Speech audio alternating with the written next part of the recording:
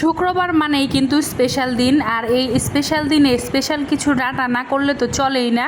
তো আমাদের ফ্যামিলিতে কিন্তু শুক্রবার হলেই মনে হয় যে ঈদ লেগে যায়। তো ওই দিন কিন্তু ভালো মন্দ না রান্না করলেই চলে না। তো আজকে কিন্তু রান্না করতেছি একদমই সকলের পছন্দের একটি খাবার।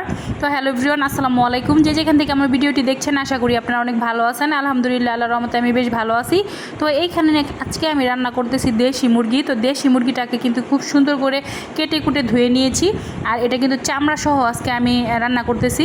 তো চামড়াটাকে খুব সুন্দর করে কিন্তু পরিষ্কার করা হয়েছে। দেশি মুরগির চামড়া কিন্তু খুবই ভালো লাগে খেতে। তো তারপরে কিন্তু এখানে আলু কেটে নিছি, আর আলু দিয়ে দেশি মুরগির ঝোল আমার কাছে ভীষণ মজাদার একটি খাবার।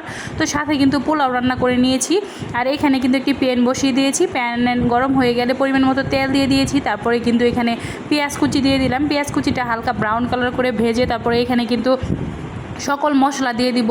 এখানে আদা জিরার পেস্ট, মানে যা যা আছে আর কি সব কিছু একসাথে পেস্ট করে দিয়েছি।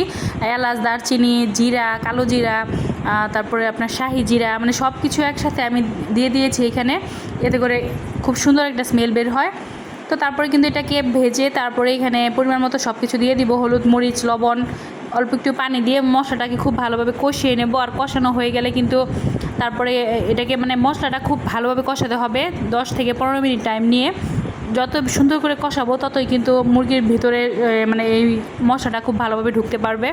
তো এই জন্য কিন্তু মশলাটা কষানো একটু মানে সুন্দর করে কষাতে হয়। তারপরে কিন্তু এটা কষানো হয়ে গেলে আমি মুরগির মাংসটাকে দিয়ে দিব। আর মুরগির মাংসটা দেওয়ার পরে কিন্তু সাথে কিন্তু আমি আলুগুলোকেও দিয়ে দিব।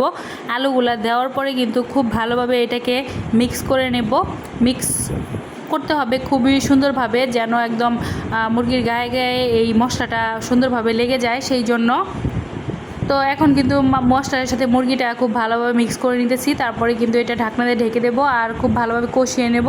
তো একটু সময় নিয়ে কষাবো, যেহেতু দেশি মুরগি একটু শক্ত, সেই জন্য কিন্তু এটা খুব ভালোভাবে কষাতে হবে। আমার কাছে কিন্তু এরকম শক্ত টাইপের মুরগি ভালো লাগে। আমি কিন্তু ব্রয়লার মুরগি একদমই পছন্দ করি না।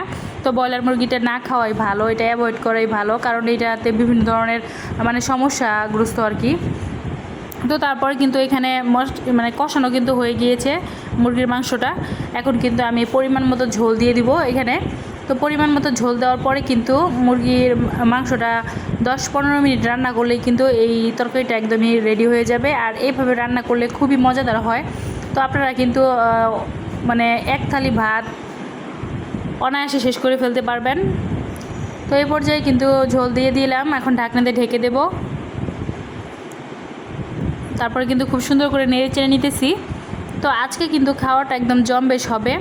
তো বাসায় কিন্তু মানে আরও অনেক কিছু রান্না করা আছে, ভর্তা আছে, ভাজি আছে, তারপরে বেগুনের বড়া করা হয়েছে, তারপরে মানে কুমড়ার বড়া ভাজি করা হয়েছে।